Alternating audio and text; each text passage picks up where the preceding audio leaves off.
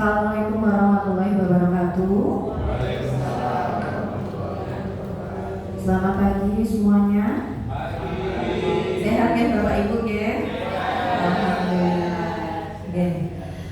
Sebelumnya saya mengucapkan terima kasih banyak atas kesediaan waktu Bapak Ibu untuk bisa mengikuti berbagai praktik baik pada diseminasi yang telah saya ikuti pada kegiatan beberapa waktu lalu, yaitu mengenai 7 jurus BK Hebat. Sebelum acara dimulai, marilah kita berdoa sesuai agama dan kepercayaan masing-masing. Berdoa mulai.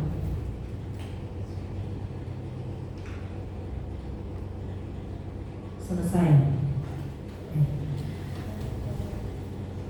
Baik Bapak Ibu, yang terhormat Bapak Kepala Sekolah SMP Negeri 1 Purwodadi, Bapak Basuki Nugroho SPD, yang saya hormati Bapak Ibu seluruh yang hadir pada pagi hari ini, baik dari Wakil Kepala Sekolah, kurikulum, dan juga Bapak Ibu guru mata pelajaran dan wali kelas. Baik, langsung saja ya Bapak Ibu ya. Nah, jadi di sini saya melakukan berbagai praktik baik mengenai 7 jurus BK Hebat. Nah, mungkin dari sini Bapak Ibu guru juga mungkin baru mendengar atau sudah pernah mendengar ya mengenai 7 jurus BK Hebat? Belum ya. Nah, kenapa kok di sini saya meminta Bapak Ibu guru pada mapel lain ataupun guru wali atau wali kelas? Karena memang di sini pada Kemendikdasmen atau di sini sampaikan bahwa tujuannya untuk memperkuat guru-guru BK dan non BK seperti guru kelas, guru mata pelajaran untuk menguasai keterampilan dasar bimbingan konseling. Nah, pada 7 jurus BK Hebat di sini merupakan pelatihan yang diberikan kepada guru non BK seperti guru kelas, guru mata pelajaran, guru bimbingan konseling, dan juga guru wali. Nah, sekarang sudah ada guru wali ya Bapak Ibu ya. Kebetulan Bapak Ibu semua juga terlibat pada guru wali. Sebagai upaya peningkatan kompetensi guru agar dapat membimbing kepribadian akademik, sosial, karir murid mencapai tumbuh kembang yang maksimal. Nah, di sini Bapak Ibu ada 7 jurus BK Hebat. Jurus yang pertama adalah kenali potensi, jurus kedua kelola emosi, jurus ketiga tumbuhkan resiliensi, jurus yang keempat jaga konsistensi, jurus yang kelima jalin koneksi, jurus yang keenam yaitu bangun kolaborasi, dan terakhir menata situasi. Nah, ini kemarin kebetulan juga sebelum saya diminta mengikuti BIMTEK di Solo, saya mengikuti FGBK yang kebetulan juga menyampaikan hal yang serupa. Artinya saat saya ikut BIMTEK di Solo itu minim saya punya ilmunya, walau sedikit karena kebetulan saya belajarnya terlambat ya Pak, ya seperti itu. Gitu. Nah, apa sih 7 jurus BK Hebat?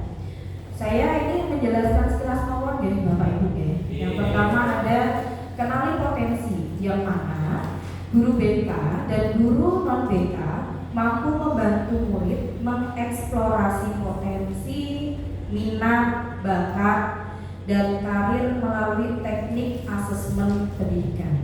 Nah, artinya di sini untuk mengenali potensi ini kan sangat perlu sekali ya untuk Bapak Ibu dalam mengajar seperti apa potensi dan bakat yang dimiliki oleh murid. Kemudian yang kedua, kelola emosi. Di sini lebih diterapkan pada pengajaran sel atau sosial emosional learning, seperti menyadari diri, kemudian mengelola diri, mengambil keputusan yang bertanggung jawab, kemudian terampil berelasi, dan juga peduli sosial. Baik, untuk jurus yang ketiga yaitu tumbuhkan resiliensi. Mungkin Bapak Ibu ada yang pernah dengar tumbuhkan resiliensi itu apa? Baru mendengar atau sudah pernah mendengar? Baru mendengar ya. Jadi tumbuhkan resiliensi ini adalah daya lenting, dalam arti melatih daya lenting kepada murid untuk melakukan ketahanan diri, pola pikir bertumbuh atau di sini grow mindset. Kemudian di sini diharapkan mereka dapat berkembang optimal pada aspek pribadi, sosial, akademik dan juga karir. Nah, itu Bapak Ibu ya.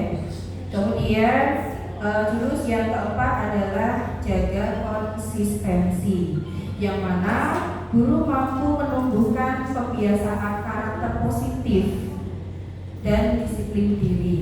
Nah, jadi artinya kita juga harus bisa melakukan konsistensi pada diri kita yang akan nantinya juga bisa diterapkan ke Bapak Ibu guru, ke murid-murid yang lain.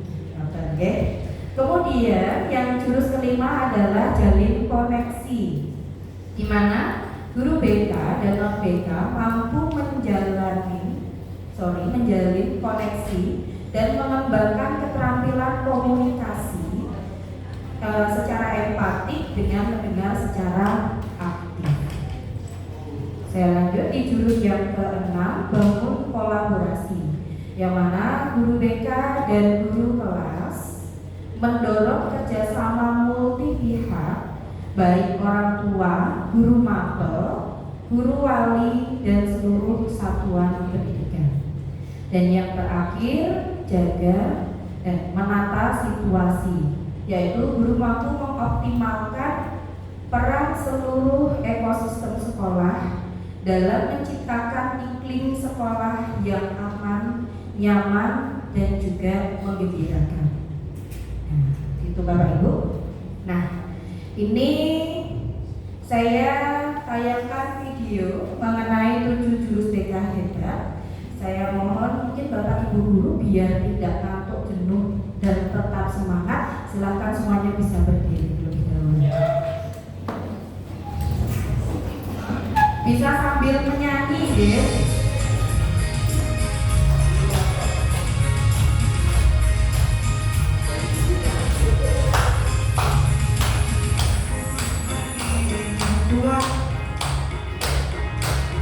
Tumbuh di lingkungan sehat bersama guru yang hebat, agar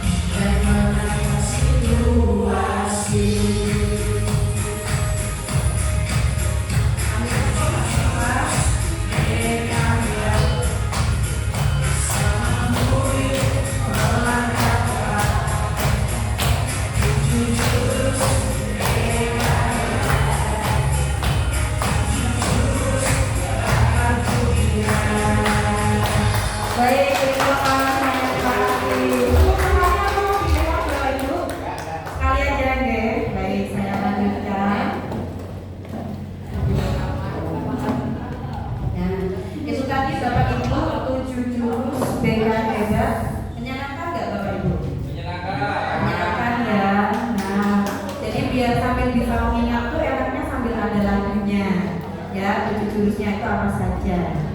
Baik Bapak Ibu, jadi kegiatan saya kemarin di UTEK itu selain saya mendapatkan mengenai materi 7 jurus BK hebat, saya juga diminta untuk bisa menerapkan 2 dari 7. Jadi saya melakukan praktik kepada murid 2 jurus yang saya lakukan dengan menggunakan metode ARKA. Apa itu ARKA? A yang pertama adalah aktivitas, kemudian R-nya adalah refleksi, K-nya adalah konseptualisasi, dan A terakhir adalah aplikasi.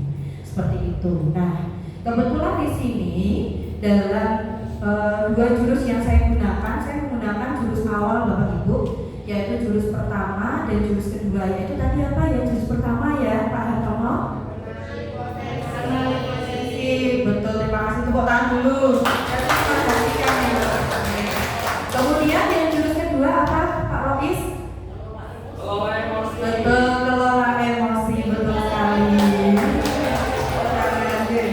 Jadi kemarin saya menggunakan 2 jurus awal Bapak Ibu yang saya sampaikan kepada murid. Kenapa yang untuk kenali potensi saya sasarannya adalah kelas 7. Nah, kenapa kok saya sasarannya di kelas 7? Karena di sini dalam kenali potensi itu pembahasannya berkaitan dengan intelijensi. Di sini dipelajari mengenai intelijensi multiple atau multiple intelijensi yang disebut dengan kecerdasan majemuk. Dan di situ juga ada berkaitan dengan gaya belajar. Kemudian bagaimana penetapan kurikula. Nah, maka dari itu kemarin sasaran saya kelas 7 yang saya berikan kenali potensi pada minggu pertama setelah saya mengikuti BIMTEK di tanggal 25 September 2025. Kemudian saya menerapkan jurus yang kedua yaitu kelola emosi. Ini saya sasarannya adalah kelas 8. Kenapa kelas 8? Karena di sini kelas 8 itu sasarannya kelas 8, tapi mohon maaf pelaksanaannya saya kelas 9 Bapak Ibu. Kenapa? Karena kebetulan bertepatan dengan model. Jadi saya di minggu berikutnya untuk mengajak murid ada kendala. Ya, seperti itu sehingga saya pelaksananya kelas 9. Adalah sasaran saya adalah kelas 8. Nah, kelola emosi ini saya rasa perlu dan penting saya terapkan di kelas tersebut. Kenapa? Karena memang anak kita atau bahkan mungkin juga kita ya, itu emosinya juga belum bisa stabil. Seperti itu, ya Bapak Ibu ya. Lanjut, dikenali potensi di sini berkaitan dengan kecerdasan majemuk atau multiple intelligency. Kemudian ada gaya belajar atau learning style. Kemudian pengenalan minat dan bakat. Terakhir menerapkan asesmen sederhana untuk mengakomodasi diferensiasi potensi minat dan bakat murid dalam pembelajaran dan orientasi karir, mengidentifikasi potensi bakat minat gaya belajar melalui pendekatan pedagogi, menginterpretasi hasil asesmen untuk pengembangan karir murid. Nah, di sini Bapak Ibu yang tadi saya sampaikan, saya menggunakan ARKA. Ini A yang pertama adalah aktivitas.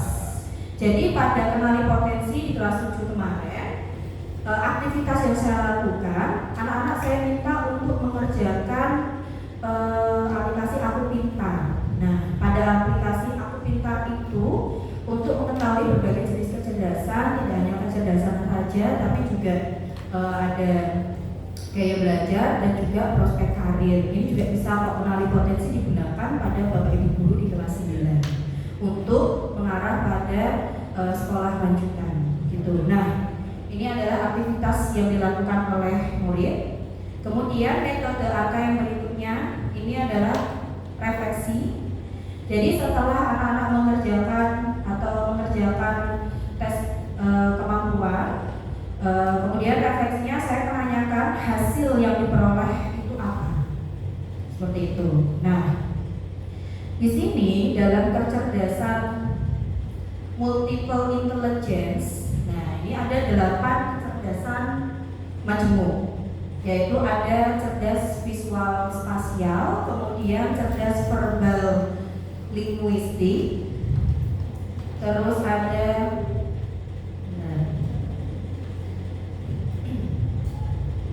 kemudian ada cerdas interpersonal, intrapersonal, kinestetik, naturalis, dan juga musikal sama logis matematis. Nah, dari 8 kecerdasan majemuk ini, hasil yang diperoleh oleh murid itu ternyata sebagian besar hasilnya adalah pada cerdas intrapersonal. Mungkin Bapak itu ada yang tahu apa sih itu cerdas intrapersonal?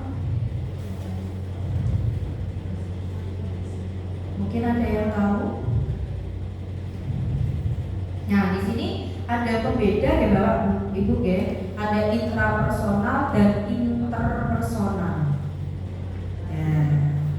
Nah, ini jadi kalau kecerdasan intrapersonal ini berkaitan dengan diri sendiri, gitu ya. Jadi memiliki kesadaran diri yang sangat baik, paham dasar motivasi dan perasaannya sendiri, kemudian juga menganalisis kekuatan dan kelemahan sendiri dengan baik.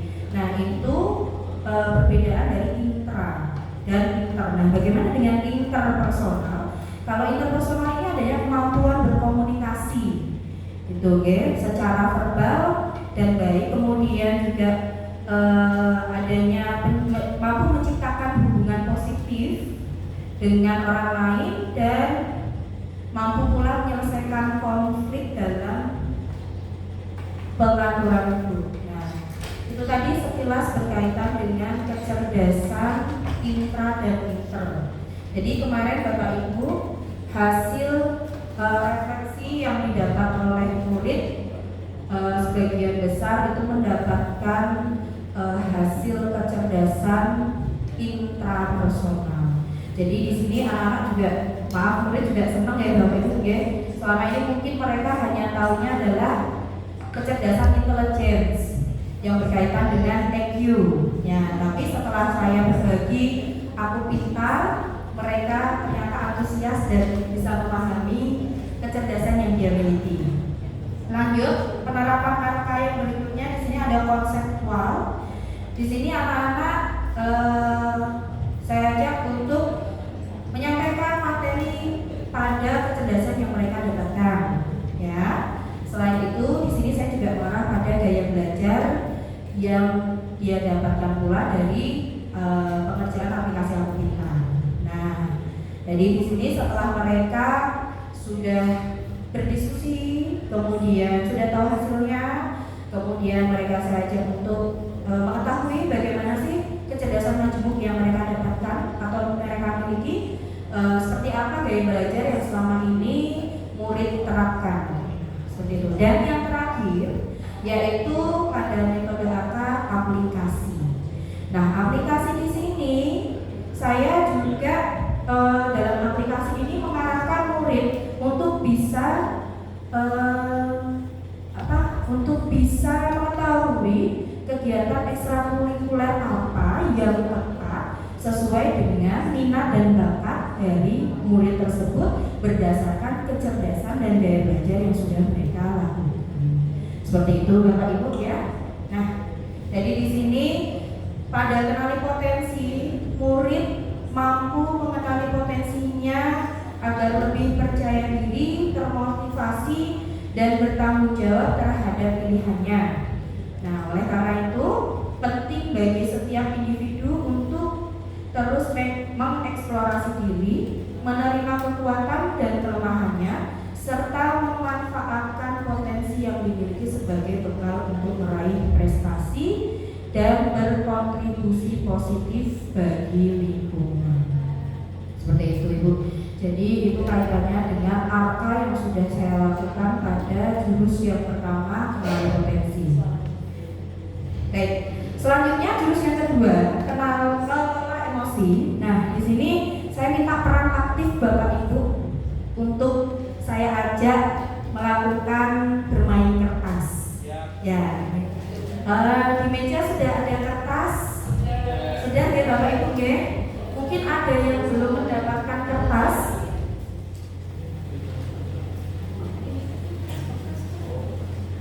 Kurang deh. Cukup ya, kurang satu.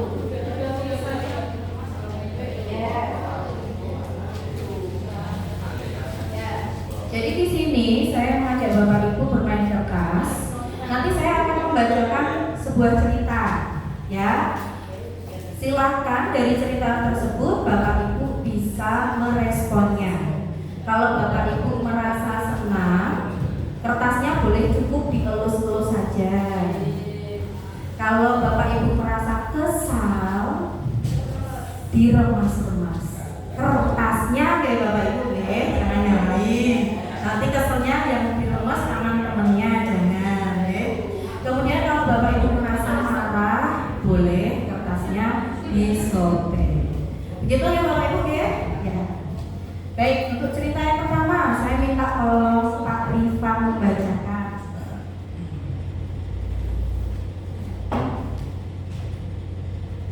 Cerita yang pertama. Bapak Ibu merupakan guru di SMP Negeri 1 Purwodadi yang dikenal tegas dan disiplin. Walau di tengah kesibukan yang lain, Bapak Ibu tetap melaksanakan tugas mengajar penuh tanggung jawab dan semangat. Pagi itu, saat sedang menjelaskan pelajaran di papan tulis, terdengar suara mengetuk meja dengan pensil cukup keras dari belakang. Ketika Bapak Ibu bertanya siapa yang melakukannya, namun tidak ada yang menjawab. Oke, Bapak Ibu, bagaimana respon dari cerita ini? Monggo, respon dari cerita ini.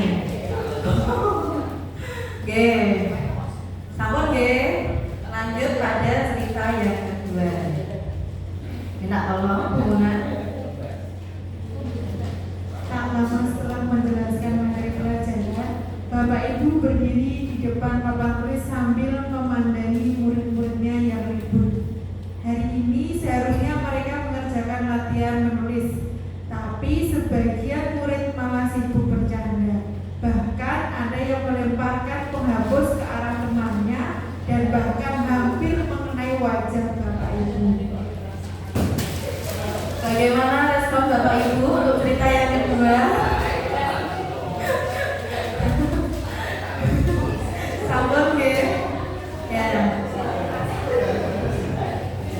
Selanjutnya cerita yang ketiga. Mohon maaf saya ambil yang depan. Nggih, enggak apa-apa. Karena mic-nya enggak nyampe. Cerita yang ketiga. Beberapa saat kemudian ada salah satu murid yang tiba-tiba menanyakan nilai yang sudah Bapak Ibu bagikan minggu lalu. Murid tersebut menyeletuk, kok nilai saya jelek, padahal kan seharusnya bagus. Masa dapatnya cuma 59, padahal yang benar 95. Beberapa murid ikut menimpali dengan suara keras, wah salah tulis nih, kok bisa ya? Yang pintar jadi kelihatan bodoh ini. Di sini guru menyadari ada kesalahan saat penginputan nilai di komputer. Baik, bagaimana respon Bapak Ibu pada cerita yang ketiga ini? Dilus-lus ya Bapak Ibu. Ini kok sangat berbeda sekali dari cerita 1, 2, dan ketiga. Oke, baik, terima kasih Bapak Ibu. Selanjutnya saya ingin melihat kondisi kertas Bapak Ibu, tolong ditunjukkan. Wah, ini ada yang masih mulus, ada yang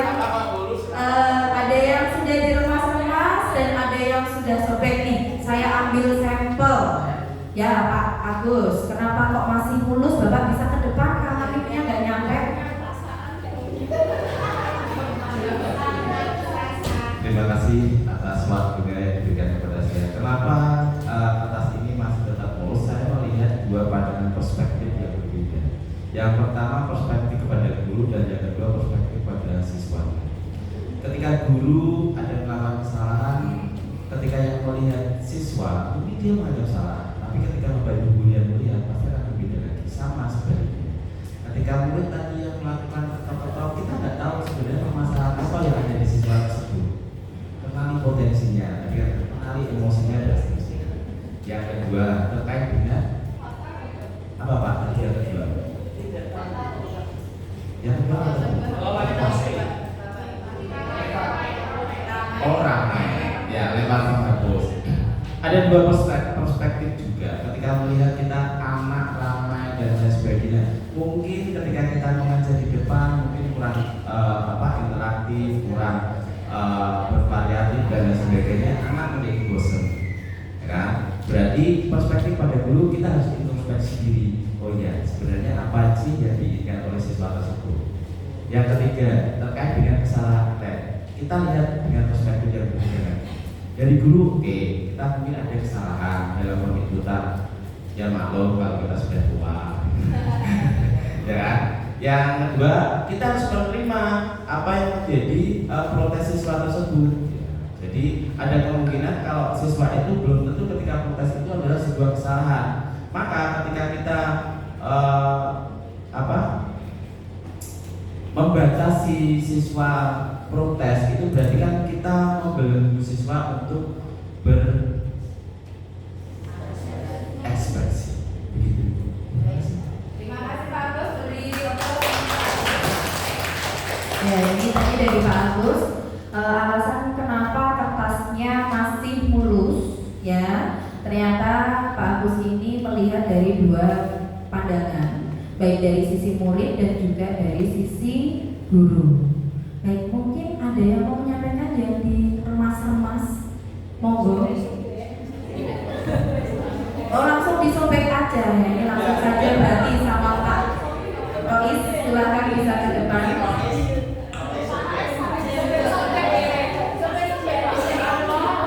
Kertasnya nggak dibawa Pak? Oh, harus coba. Baik, terima kasih sebelumnya menyampaikan kenapa alasan saya tadi merespon ketika mendengarkan beberapa cerita yang telah dibacakan oleh teman-teman guru tadi. Untuk cerita yang pertama, saya masih mengelus-elus kertas saya sendiri karena mungkin ini mungkin tingkatnya masih standar. Karena tadi dijelaskan di cerita pertama yaitu adalah ketika kita menerangkan atau menulis di papan tulis ada yang mengetok meja, kemudian anak ditanya tidak ada yang menjawab, oke lah kita masih sabar. Kemudian yang kedua, cerita yang kedua, ketika guru sedang menjelaskan, kemudian ternyata anak-anak semuanya pada tidak bisa dikondisikan, kemudian bahkan ada yang melemparkan penghapus. Itu adalah salah satu bentuk barangkali, oke lah mungkin ketika guru kurang variatif atau apapun itu, tetapi seharusnya yang mungkin ingin saya sampaikan, anak-anak seperti apapun guru menyampaikan, setidaknya anak-anak itu tetap bisa menghormati, tetap bisa menghargai. Karena apa? Yang namanya salah satu keutamaan belajar itu adalah sopan santun. Ketika kita sendiri tidak bisa menghargai orang lain, apalagi itu kepada guru kita, mohon maaf, barangkali itu adalah salah satu hal yang mungkin bisa menyebabkan ilmu itu tidak bisa sampai ke anak itu. Dan mendengar cerita yang kedua tadi saya agak kok seperti itu. Akhirnya kertas yang sebelumnya tadi masih saya elus-elus, mau tidak mau saya lemas dulu, kemudian saya robek. Nah, kemudian untuk cerita yang ketiga, ini ada anak yang komplain kepada gurunya, oke ini mungkin tetap bagus karena anaknya mungkin memang kompeten, tetapi ternyata mendapatkan nilai yang tidak sesuai dengan kemampuannya, kemudian mengajukan keberatan kepada guru. Oke lah mungkin dan di sini diterangkan bahwa itu adalah kesalahan tulis dari guru, maka kertasnya sudah robek, mau saya halus terus gimana kan sudah robek gitu. Terima kasih sebelumnya. Terima kasih Pak Rois, beri aplaus untuk Pak Rois. Ya, begitulah respon dari Bapak Ibu guru deh. Ternyata memang pengelolaan emosi itu bermacam-macam. Juga ada beberapa sudut pandang. Oke, tadi dari Pak Agus, bagaimana kita pandangan dua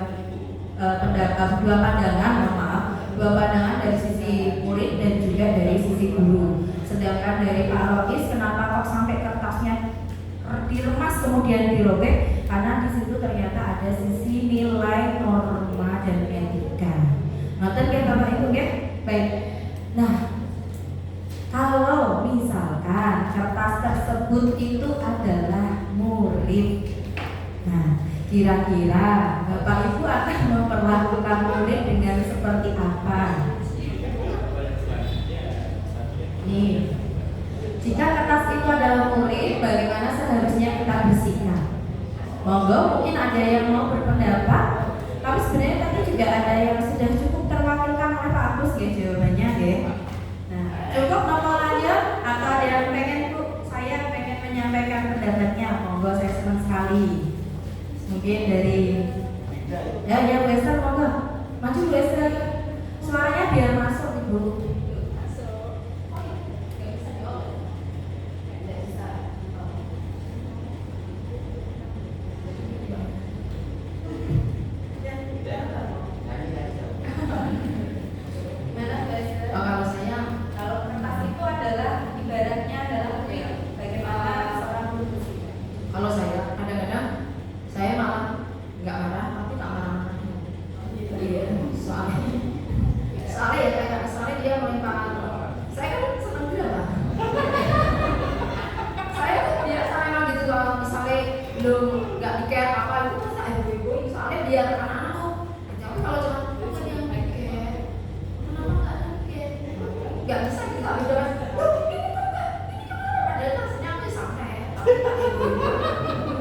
Biasa yang apa menghapus itu malah ibu itu, karena saya sering kan, apalagi dulu ya ngajar akan ya sedangkan sekarang dulu pas kelas 7 itu kelas itu kan dipisah-pisah ya, bilangan A, bilangan ada yang bilangan A, ada yang di A, ada yang di E, ada yang di C. Itu bayangkan dulu mereka ngumpul di kelas itu B. Wah itu tuh ya tak ibu-ibu ya gak, sekarang ya tuh dulu saja nih aku mulai kok selesai. Jadi ini bisa air kok. Karena cepat-cepatan terus itu kalau semuanya di situ tak EBB.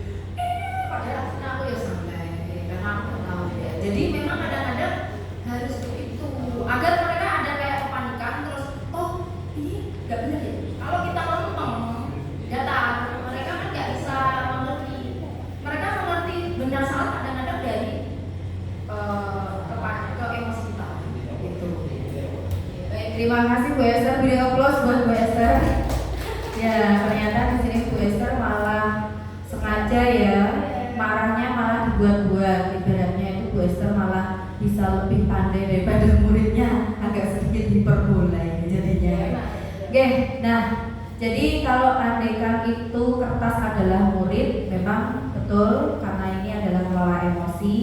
Jadi kita tidak selalu langsung mengejas anak itu, oh anak ini kok ramai, oh anak itu kok menyebalkan, oh anak ini kok usil dan sebagainya. Karena betul memang kita paling tidak harus bisa mengenali kenapa sih penyebab yang terjadi pada murid tersebut. Ya, apakah dia memang punya satu problem atau mungkin si murid juga ada sesuatu hal lain yang membuat menyebabkan murid tersebut melakukan hal tersebut. Kemudian ini ada dua yang katakan Pak Rois dulu pripun. Ini sebenarnya saya yang sekedar ingin menyampaikan karena ini ada pertanyaan lanjutan ternyata. Tapi kan di awal itu kan hanya sebatas bagaimana Bapak Guru mengekspresikan bentuk kesalahan hati atau perasaan hati. Ternyata ada lanjutannya. Bagaimana kalau tetap kita adalah murid kita. Nah ini menjadikan kami sebenarnya akan mendapatkan perlakuan yang berbeda kalau dengan pertanyaan yang berbeda. Karena kalau hanya ini menunjukkan sebatas perasaan kita, oke lah kita bisa marah-marah, tapi itu kita. Tapi kalau itu dipraktekkan atau diperlakukan untuk murid kita, itu tidak bisa. Terima kasih Pak Rois, betul sekali. Tadi memang Bapak Ibu saya sengaja ajak untuk bermain kertas. Artinya saya juga pengen tahu seperti apa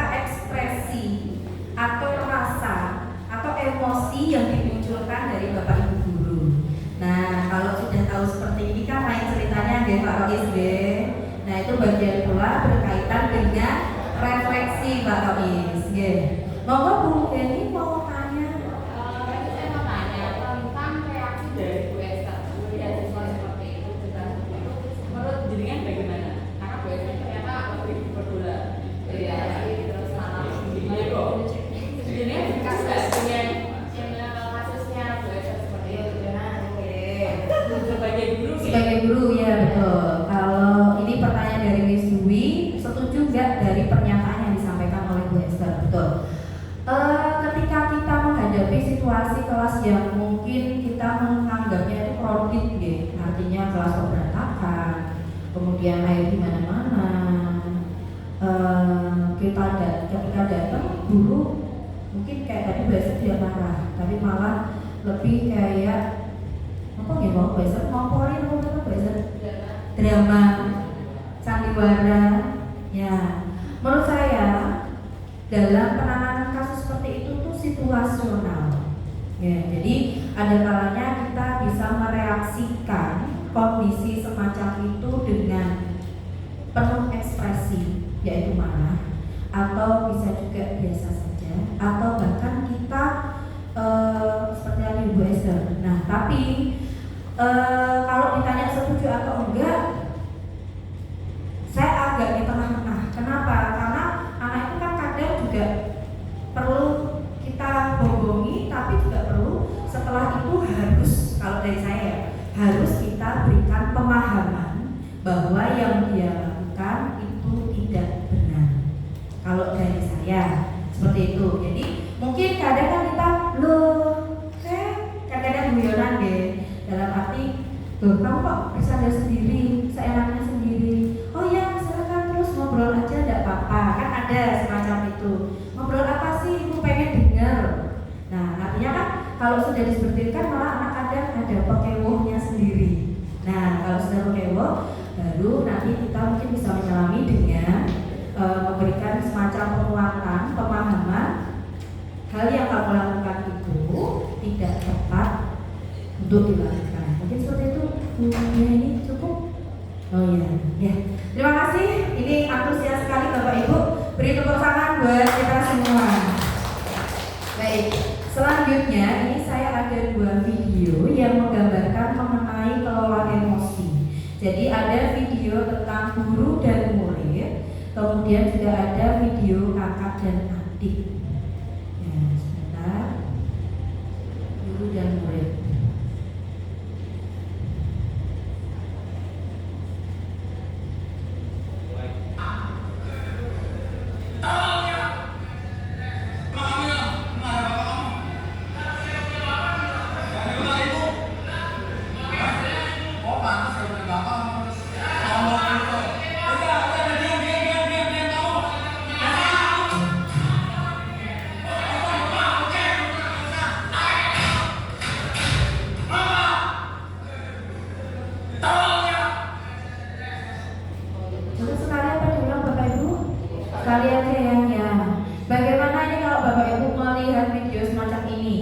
Patut dilakukan nggak sebagai guru?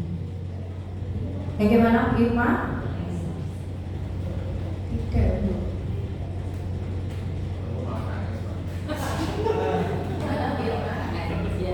Video tadi tidak pantas kalau dilakukan seorang guru, karena itu tidak mencerminkan sebagai guru. Guru kan bukan tiru ya Bu. Kalau guru seperti itu, bagaimana mereka sebagai seorang guru? Ya, itu. Terima kasih Bu Irma, beri aplaus untuk Bu Irma ya. Cukup satu jawaban saja ya. Betul, memang ini adalah video mengenai guru dan murid.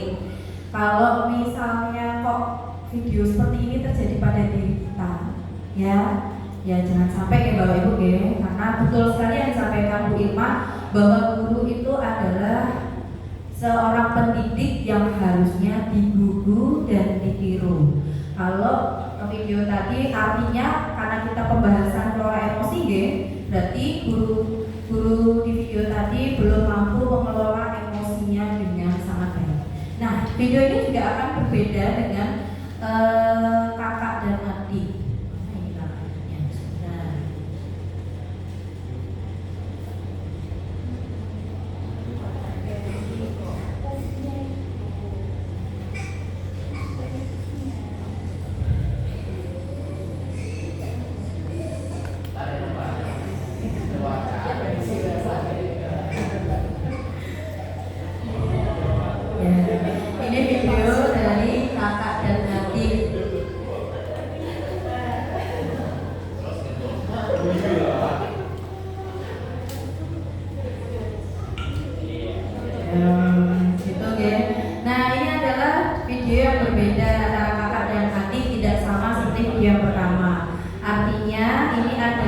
seorang kakak membantu adiknya untuk bisa mengelola emosi agar tidak nangis atau tidak tantrum ngoten nggih bahasanya nggih.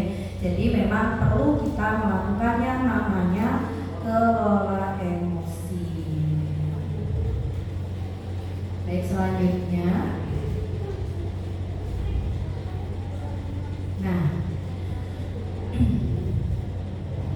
jadi ini sedikit aja berkaitan dengan cara mungkin mengendalikan emosi apabila kita mendapati murid yang tidak bisa dikendalikan emosinya. Bisa dengan mengajak murid untuk mengenali emosi, kemudian validasi perasaan murid seperti apa yang dia rasakan. Kemudian kita juga mengungkapkan perasaan dengan kata-kata positif. Mungkin juga bisa dengan diajak latihan pernafasan dalam dengan tarik nafas, tahan dan hembuskan dengan dalam hitungan 4 detik dan juga memberikan penguatan secara psikologis. Lanjut saja, oke. Nah, pada metode ARKA selanjutnya di sini ada mungkin sedikit teknik untuk Bapak Ibu saat emosi itu memuncak. Bisa dengan beberapa teknik, baik itu tarik nafas dalam, menghitung mundur, ambil jeda, atau bahkan yang terakhir ini yang mungkin bisa rada menghilangkan emosinya, yaitu mengubah aktivitas, entah melakukan hobi, entah berdiam diri, keluar dari kerumunan, agar emosinya itu menjadi lebih stabil. Nah, jadi Bapak Ibu, kesimpulannya adalah ketika kita mampu mengelola emosi, guru dapat memahami bahwa kemampuan mengelola emosi merupakan fondasi penting dalam pembentukan karakter dan kesehatan mental murid. Dengan penerapan jurus ini akan berkontribusi besar terhadap terciptanya lingkungan sekolah yang harmonis, inklusif, dan berdaya lenting tinggi.